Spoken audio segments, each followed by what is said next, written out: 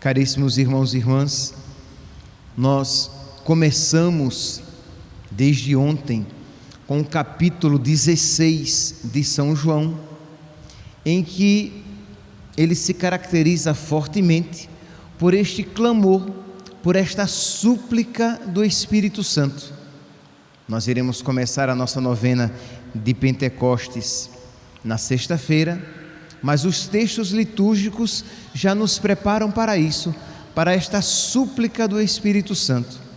E Jesus diz aqui: agora eu parto para aquele que me enviou, e a tristeza encheu os vossos corações.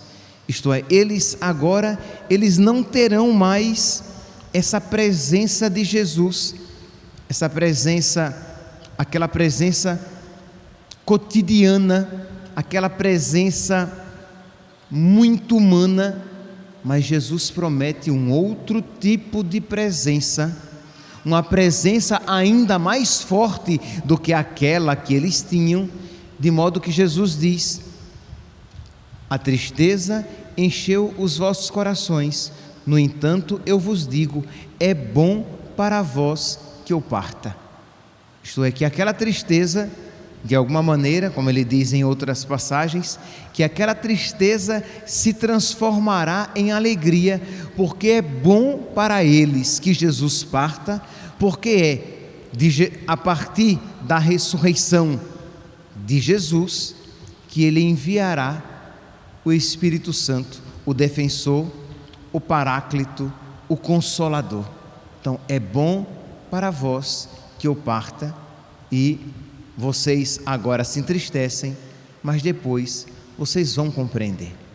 E Jesus diz: e quando vier aquele que eu vou-lo mandarei, e quando ele for, ele demonstrará ao mundo em que consistem o pecado, a justiça e o julgamento. E Jesus diz: o pecado por quê? Porque não acreditaram em mim. A justiça, porque como eles não acolheram Jesus, eles não aceitaram Jesus, o Pai acolhe Jesus. Jesus diz aqui: a justiça, porque eu vou para o Pai. É claro que Jesus é Deus, mas o Pai aqui acolhe Jesus na sua humanidade, o ser humano Jesus. Então a justiça se realiza. Vocês não me acolheram, muito bem, o Pai me acolherá. E o julgamento, porque o chefe deste mundo, o diabo, Satanás, já está condenado. E eu gostaria então, meus santos, de nessa missa aprofundar um pouquinho mais esse aspecto aqui, essa afirmação de Jesus, que diz que quando o Paráclito, o defensor, o Consolador for enviado, ele nos mostrará em que consiste o pecado. Meus irmãos, o diabo, quando nos apresenta o pecado, ele sempre nos apresenta como uma mentira, isto é uma sedução, é uma ilusão, porque o pecado sempre se apresenta como uma felicidade próxima, uma felicidade que não custa muito, e é exatamente por causa disso que quando se cai no pecado, exatamente por causa disso, isto é, por essa felicidade momentânea, por essa felicidade passageira, por essa felicidade fácil que ele nos apresenta. Quando Jesus diz que o Espírito Santo nos convencerá do pecado, ele está nos prometendo esta clareza para que nós vejamos as coisas tais quais elas são. Então, meus santos, aqui, repito, nós ainda não começamos a novena de Pentecostes, mas já podemos e devemos suplicar o Espírito Santo e pedir essa luz do Espírito Santo, para que nós vejamos a partir de Deus como o pecado é mau, como não ter fé em Jesus é mau, porque Jesus Diz aqui em que consiste o pecado: porque não acreditaram em mim. Então, este pecado cometido pelos judeus, nós também, infelizmente, podemos cometer quando nós não acreditamos em Jesus, isto é, em tudo aquilo que Jesus nos ensinou, em tudo aquilo que Jesus nos prometeu.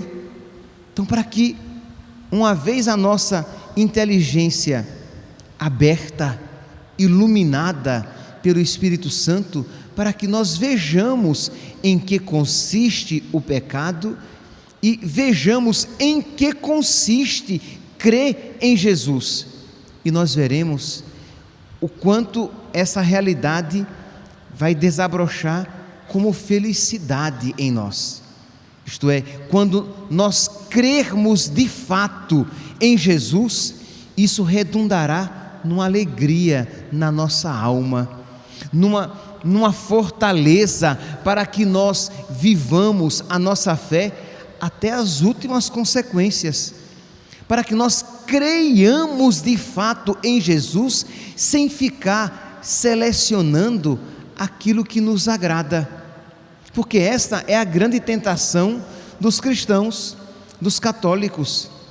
Não é que os católicos não creiam em Jesus, eles creem num ponto e noutro, mas isso não é crer em Jesus.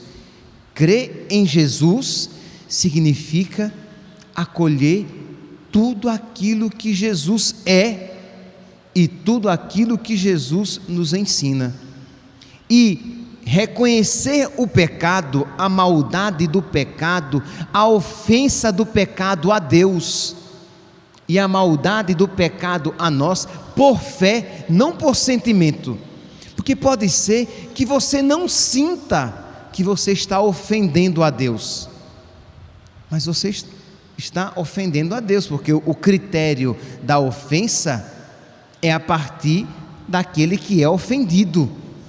Então, não obstante você não sinta que está ofendendo a Deus, ou que você não sinta que aquilo é mal para você, porque você crê em Jesus e em tudo aquilo que Ele ensina, você sabe em que consiste o pecado. Então você diz: eu não quero nada que ofenda a Deus, e o que ofende a Deus, Deus me revelou, e eu não quero nada que comprometa a minha salvação, que me impeça, que me leve para o inferno. E o que é que me leva ao inferno? Aquilo que Jesus me revelou, aquilo que a sua igreja há mais de 2000 anos vem ensinando, e não aquilo que eu sinto ou que eu acho que seja bom ou que seja mal, que seja virtude ou que seja pecado.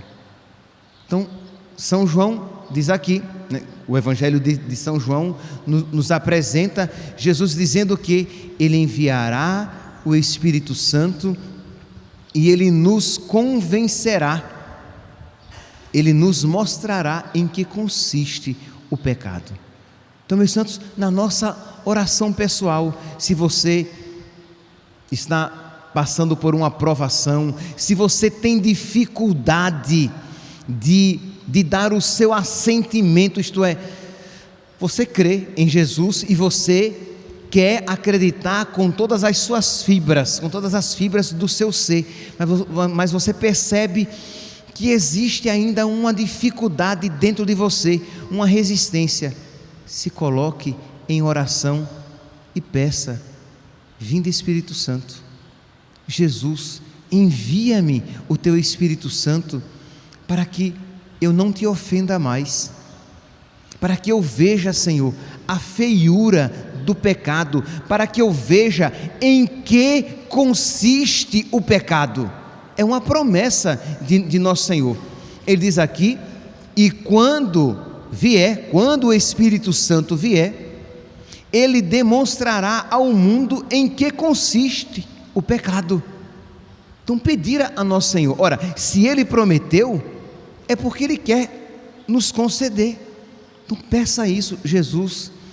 E você pede uma vez, 2 vezes, 3 vezes, quantas vezes forem necessárias, não para convencer Jesus de que você quer receber, mas para que você queira de verdade aquilo que você está pedindo, porque nós sabemos muito bem que nós somos capazes de pedir algo com a boca e fechar a alma para não receber.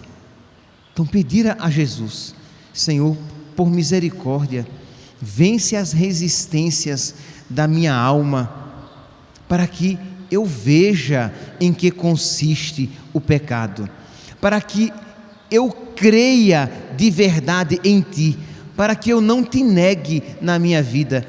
E você verá, meu santinho, e você verá, minha santinha, que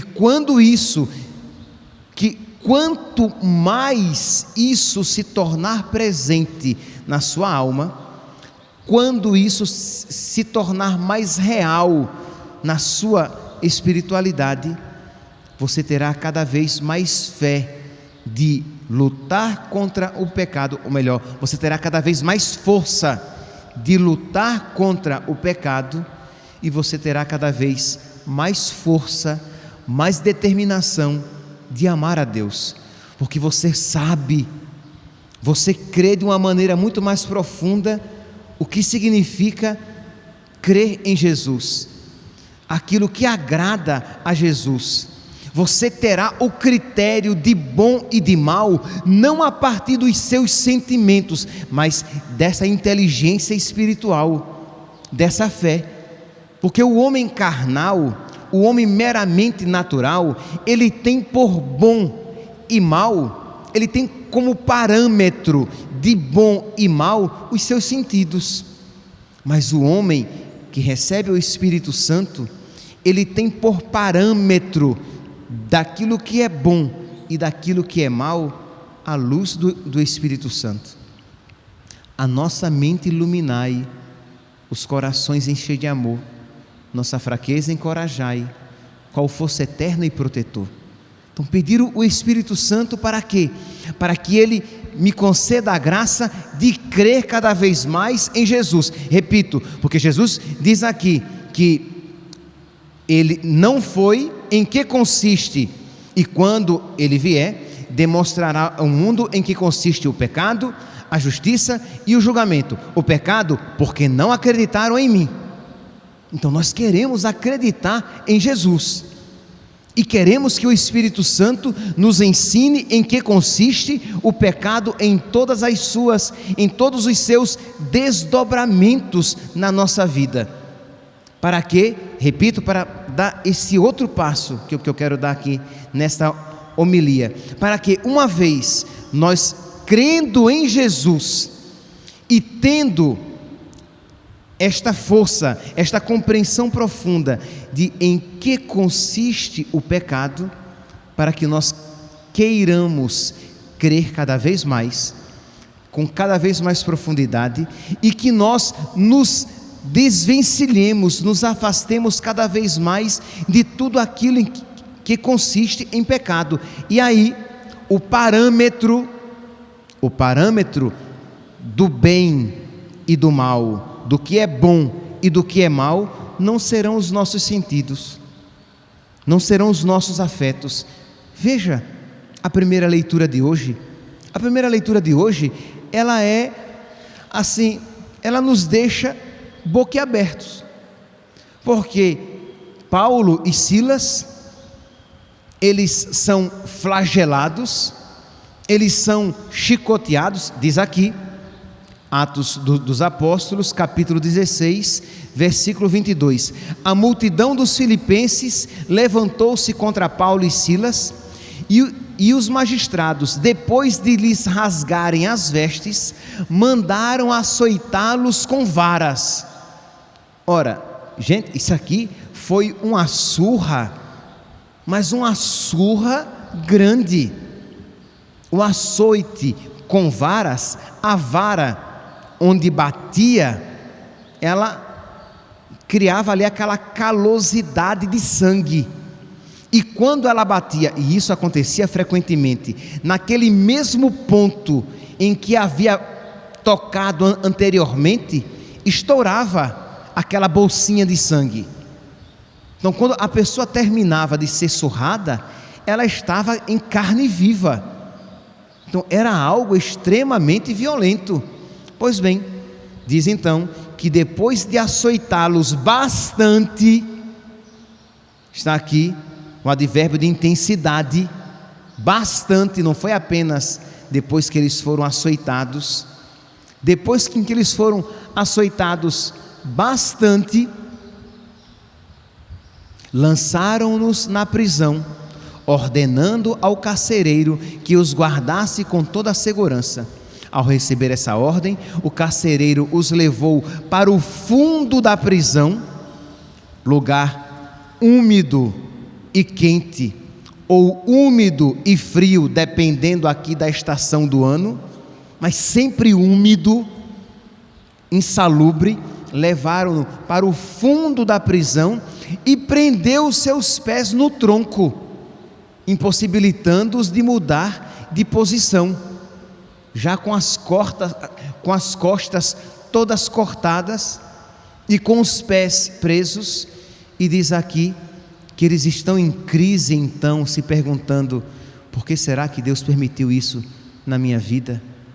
Eles estão em crise aqui, dizendo: parece que Deus não me ama, por isso que Ele permitiu esse sofrimento. Porque não é esse o raciocínio que nós temos quando não iluminados pelo Espírito Santo? Não é verdade?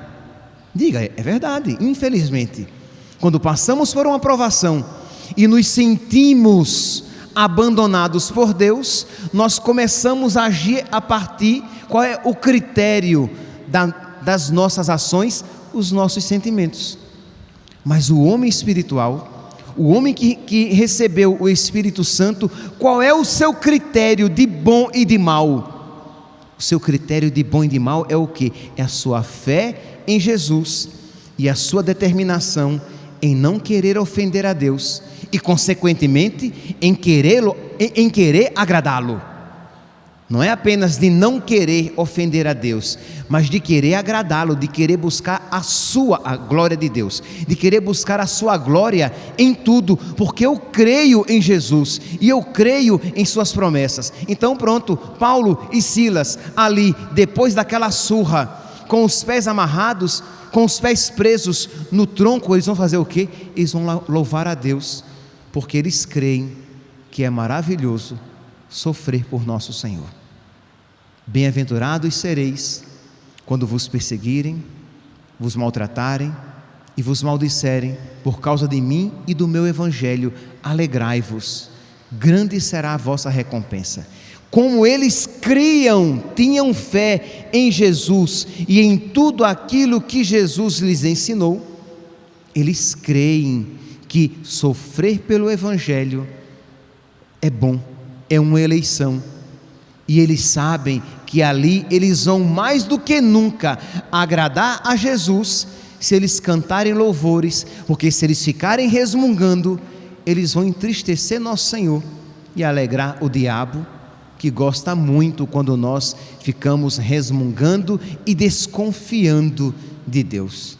Mas percebe aqui, meus santos, que sem o Espírito Santo nós somos incapazes disso. Isso é uma realidade, é uma virtude heróica, isto é uma virtude sobrenatural, é uma graça de Deus, mas que nós precisamos suplicar. A nossa mente ilumina, Senhor, a minha mente, para que eu creia cada vez mais em Ti, para que eu creia cada vez mais na Tua palavra, para que eu veja cada vez mais em que consiste o pecado, e para que eu veja cada vez mais em que consiste a Tua glória, em que consiste Te glorificar. A nossa mente iluminai, os corações enchei de amor. Dá-me, Senhor, o Teu amor, o Teu Espírito Santo, para que eu Te ame de volta, e para que eu Te ame nas circunstâncias concretas da minha vida, porque se eu ficar esperando apenas os momentos agradáveis para amar a Deus, ou os momentos difíceis e imaginários, Isto é, aqueles momentos que nós criamos na nossa fantasia. Se um dia me prenderem e disserem, você renuncia a Jesus ou você morre, aí você diz, eu morro. Isso aí é a sua imaginação, que o diabo até gosta muito quando você fica nisso, imaginando que você tem que testemunhar Jesus na situação concreta da sua vida. O evangelho de ontem, e termino, no evangelho de ontem, Jesus dizia, no mesmo capítulo 15, no versículo 27, e vós também dareis testemunhos de mim, quando o Espírito Santo for enviado, vós dareis testemunho de mim. Meus irmãos, supliquemos, peçamos o Espírito Santo, peçamos ao Espírito Santo a graça de crer cada vez mais em Jesus. Peçamos ao Espírito Santo a graça de crer cada vez mais naquilo que Jesus nos ensina. Peçamos ao Espírito Santo que Ele nos ensine cada vez mais, para que nós vejamos na nossa vida em que consiste o pecado, o que possamos estar fazendo e que não é do agrado de Deus. E peçamos ao Espírito Santo para que Ele nos ensine em que consiste a glória de Deus, aquilo que agrada a Deus, para que nós, por Ele fortificados, procuremos sempre mais aquilo que agrada a Jesus na nossa vida. Louvado seja nosso Senhor Jesus Cristo, para sempre seja louvado.